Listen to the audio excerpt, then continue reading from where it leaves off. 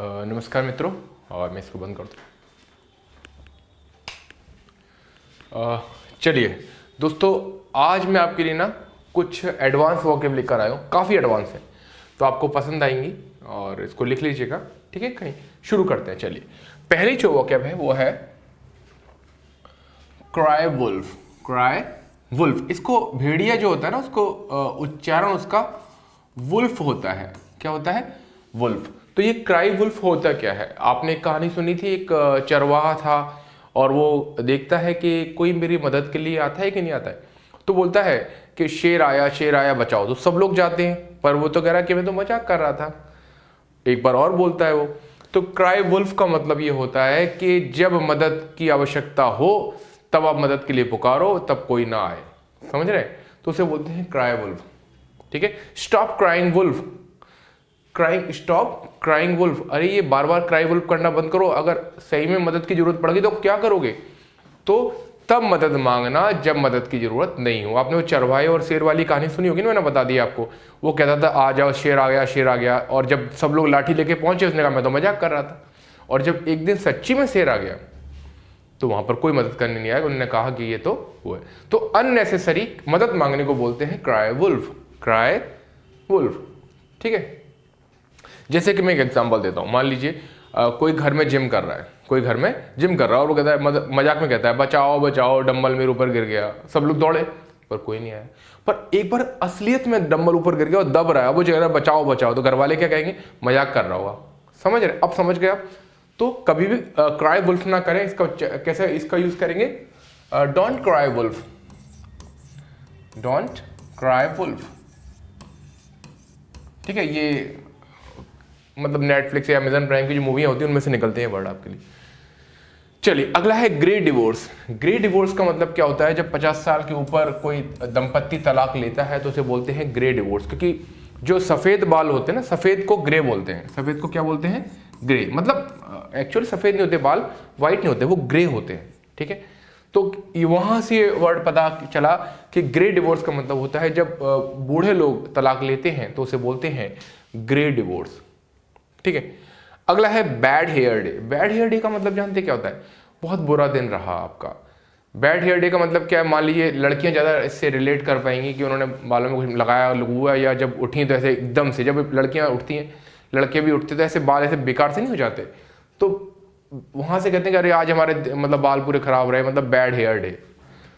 तो एक तरह का इडियम मान लो इसको। तो इट वॉज, कोई किसी ने पूछा कि तुम्हारा दिन कैसा था, तो आप कैसे बोलोगे कि यार it was a bad hair day for me, मेरे लिए बड़ा बुरा दिन था, ये कुछ भी काम नहीं हो पाया। तो बैड हेयर डे, ये भी काफ़ी यूज़ होते हैं। आप मूवी देखेंगे ना, मूवी देखना आजकल मुश्किल हो गया है क्योंकि तरह तरह के वर्ड आ जाते हैं दोस्तों।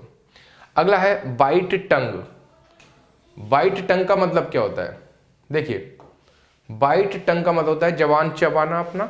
इसका मतलब ये होता है कि एक्चुअली में आप कुछ कहना चाह रहे हैं और एकदम से अपने आप को रोक लिया, एकदम से अपने आप को रोक लिया। जैसे मान लो कोई अंकल आपके घर आते हैं और कहते हैं बेटा पढ़ ले नहीं तो फेल हो जाएगा, पढ़ाई करनी चाहिए। अब जिसको उसने बोला, अंकल ने जिसको बोला, वो ये कहने वाला था कि तुम्हारा खुद का लड़का भी तो फेल हो गया है, बट उसने ही बिट हिज टंग। कैसे सेंटेंस बोलेंगे? ही, बाइट की सेकंड फॉर्म क्या होती है? बिट हिज टंग। अब एक बहू है, सास उसको खरी खोटी सुना रही है। अब बहू कह रही है, बहू अपनी माँ के पास गई, मायके गई, बहू कहती है, मतलब बहू क्या, उसकी बेटी हो गई, वो कह रही मम्मा मेरी सास वॉज बैक बाइटिंग मी, मेरी सास चुगली कर रही थी मेरी, माई सास was saying bad words about me, but I wanted to say something bad, but वो मेरी सास हैं तो I had to, मुझे bite my tongue, मुझे अपनी टंग को बाइट करना पड़ा, ठीक है। तो आप सिंपल भी यूज कर सकते हैं कि टंग बाइटिंग करनी पड़ी। मैं कहना तो बहुत चाहती थी पर मैंने कहा नहीं, मैंने अपनी टंग को बाइट कर लिया, काट लिया। समझ गए? ठीक। अगला है डॉग्स डिनर, कुत्ते का भोजन। ये काफ़ी अच्छा वर्ड, ये तो आपने सुना होगा शायद मूवी वगैरह में। डॉग्स डिनर क्या होता है? इसका मतलब ये होता है दोस्तों कि अगर कुत्ता खाना खाता है तो कैसा करता है? आधा उधर डला है, आधा वहाँ डला है। तो कोई, मान लीजिए आपके पापा किचन में खाना बनाते हो, कैसा किचन को पसार करके रख देते हैं, या आप खाना खाने जाओ कि किचन में जाओ, कुछ बनाने जाओ तो इधर मम्मी कहती है ये क्या पूरा मैसी कर दिया किचन, कैसा कर दिया? अस्त व्यस्त। मैसी यानी होता है अस्त व्यस्त करना, खिलाड़ी भी है फुटबॉल का। तो कोई भी चीज अगर अस्त व्यस्त हो, ऑर्गेनाइज ना हो, तो अपन बोल सकते हैं it is like a dogs dinner. The party was a dogs dinner. जो पार्टी थी ना डॉग डिनर की थी, कुछ भी हो रहा था, कुछ चीज वहां डली थी, कुछ चीज वहां डली थी। तुम्हारा जो घर है वो डॉग्स डिनर की तरह हो रहा है, किचन जो है वो डॉग्स डिनर की तरह है कि कोई कुत्ता डिनर करके गया, ऐसा हो रहा है। ठीक है, अब इनको समझ लो, थोड़ा बहुत भी अगर समझ में आ जाएगा तो कहीं जब सुनोगे तो अब रिलेट कर पाओगे। ठीक है, अगला है, हाँ ये बहुत अच्छी चीज है, ये अप्लाई करो आप लोग। अब कहने की बात है, अप्लाई कौन करता है देख लीजिए। Habits are at first, at first यानी पहले, हैबिट्स यानी आदत।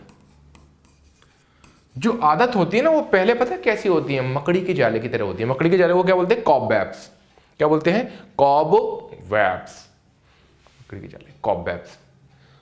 तो ये कहना है कि मतलब जो आदतें होती है ना वो मकड़ी के जाले की तरह बुनती हैं धीरे धीरे, बट अगर उन्हें सही समय पर रोका ना जाए वो केबल बन जाती है, तार बन जाती है, फिर आप उसमें जकड़ जाते हो, तोड़ नहीं सकते। मकड़ी के जाले को तो आप तोड़ दोगे, बट जब मान लो तार बन जाए तो आप उसको नहीं तोड़ पाओगे। ठीक है, तो वहां से कहा है habits are at first cobwebs then cables. तो मान लीजिए आपको किसी को बोलना है अरे ये गुटखा खाने की आदत छोड़ दो, अरे लत नहीं लगेगी मुझे, तो आप क्या बोलोगे, habits are at first cobwebs then cables. ये मोबाइल चलाने की आदत छोड़ दो, कुछ नहीं होता, अरे habits are at first cobwebs then cables. अगला है, ये भी बहुत अच्छा है, look back but don't stare. देखना, पीछे देखो पर घूरते मत रह जाओ। स्टेयर का मतलब क्या होता है, घूरना। स्टेयर का मतलब क्या होता है, घूरना। जैसे मैं किसी चीज की तरफ देख रहा हूं और घूरते ही जा रहा हूं, तो इसका मतलब आप खुद ही बताइएगा कि पीछे देखो पर घूरते मत रह जाओ। इसका मतलब क्या है, पास्ट की चीजों को देखो, उनसे सबक लो, पर ऐसा नहीं कि पास्ट में रह जाओ, अरे ऐसा हुआ था, ऐसा नहीं होता तो ऐसा हो जाता।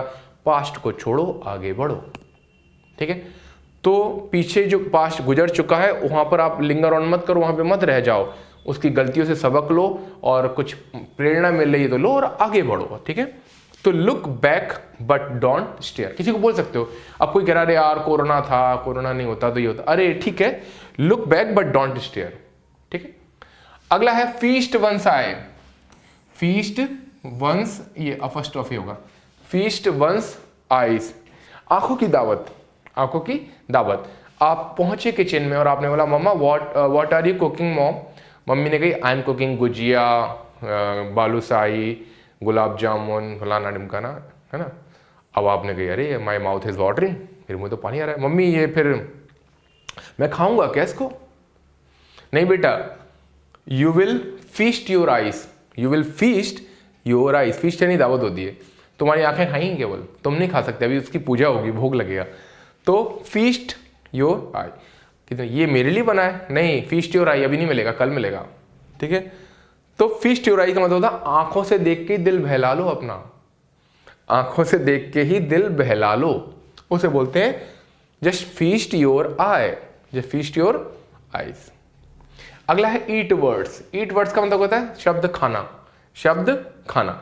अब देखो क्या हुआ कि कोई तोरई की सब्जी ले आया, लौकी की सब्जी ले आया, ठीक है, और आपको लौकी बिल्कुल पसंद नहीं है।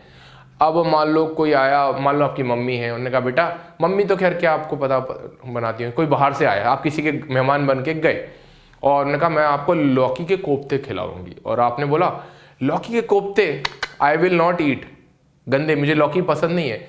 बोले अरे खाना हमारे हाथ के लौकी के कोफ्ते। जब आप लौकी, यू विल ईट लौकी के कोफ्ते ना, तो you will eat your words, तुम अपने शब्द जो बोल रहे हो ना वो खा जाओगे। मतलब तुमने जो कहा है उसको वापस लेना पड़ेगा। तुमने जो कहा है ये शब्द मैंने वापस लेता हूँ, क्या कि लौकी मुझे अच्छी नहीं लगती, लौकी बिल्कुल बेकार है, लौकी तो बहुत बढ़िया लग रही है यहाँ पर। तो आपने जो अपने पुरानी जो कहा था वो वर्ड्स वापस ले लिए।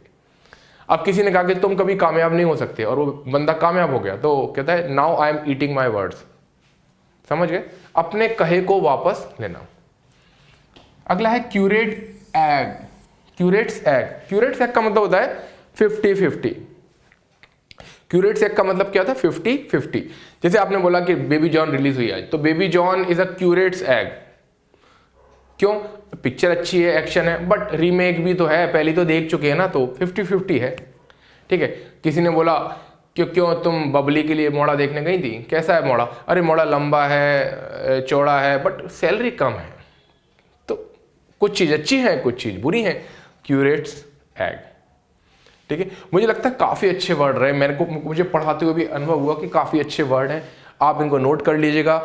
और बहुत लंबी सीरीज आने वाली है। नेटफ्लिक्स, अमेजन प्राइम की जो मूवियाँ हैं, मैं अलग से इसकी एक प्लेलिस्ट बना दूंगा, तो वहाँ पे आप जाके देख लीजिएगा, काफ़ी अच्छे वर्ड आएंगे ताकि आपको मूवी देखने में आसानी हो, क्योंकि मूवी देखना आजकल टफ हो गया बहुत, नए नए वर्ड आ रहे हैं उसमें दोस्तों, नए नए वर्ड। चलिए फिर मिलते हैं अगले किसी वीडियो में।